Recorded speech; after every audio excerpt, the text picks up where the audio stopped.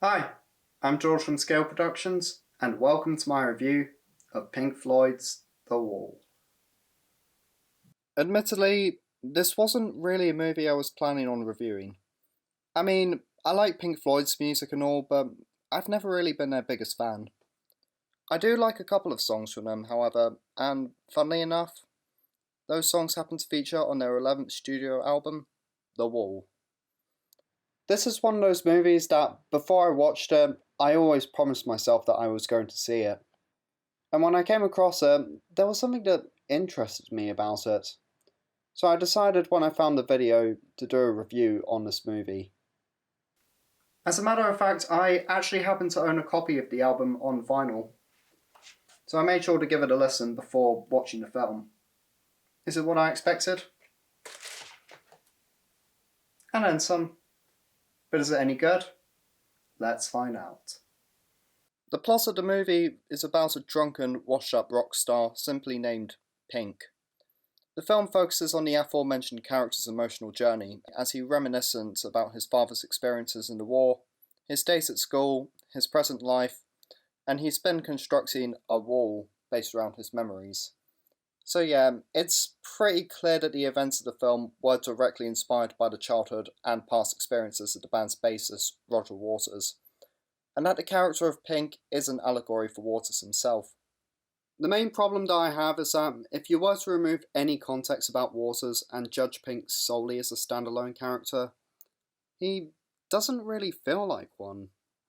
He never goes through any conventional arc about what he needs versus what he wants.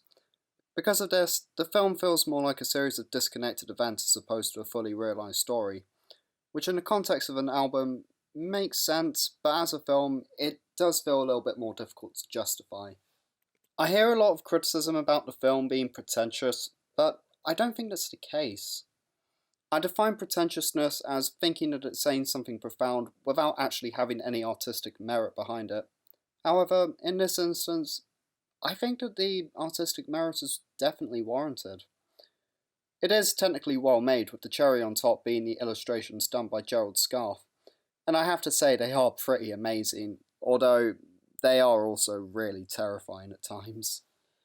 I mean, I go to an art university, so trust me when I say I've seen some pretty weird shit.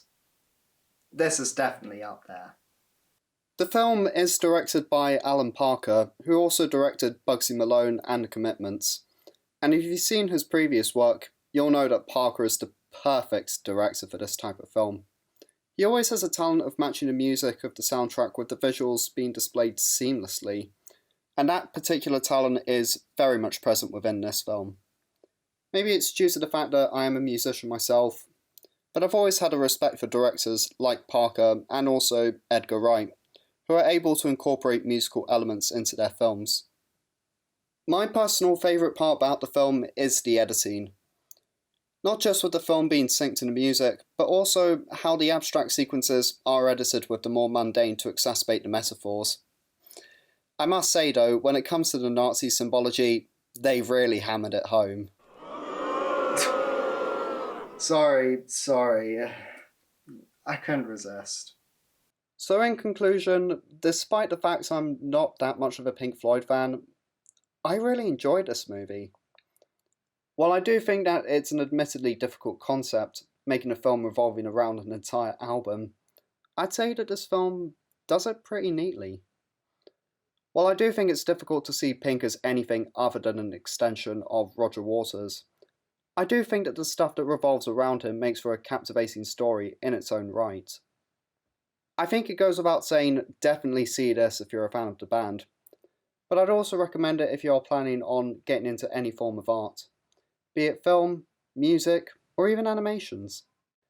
I like it fine personally, but to someone else, this could be the very best thing to ever exist.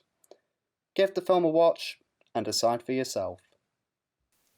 You know, about a year ago, the Nostalgia Critic actually did a review on this movie.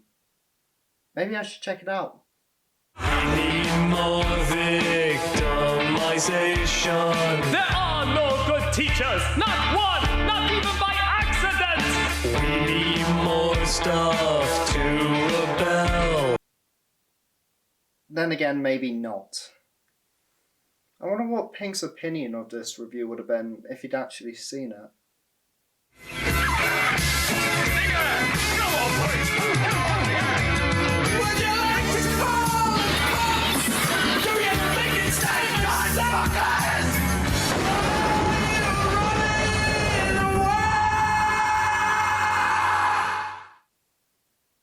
Yeah, that sounds about right. Anyway, that's all from me, so see you all later.